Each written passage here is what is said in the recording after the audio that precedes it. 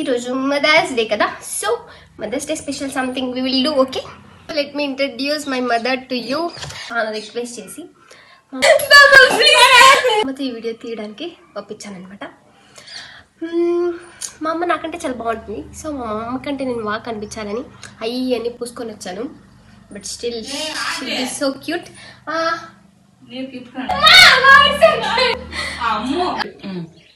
ನಾನು ಮಮತಾನ ಕನ್ನಡದಾಗೆ ನಾನು ಹೇಳ್ತೀನಿ, ನನ್ನ ಮಗಳು ತೆಲುಗ್ನಾಗ ಹೇಳ್ತಾಳೆ.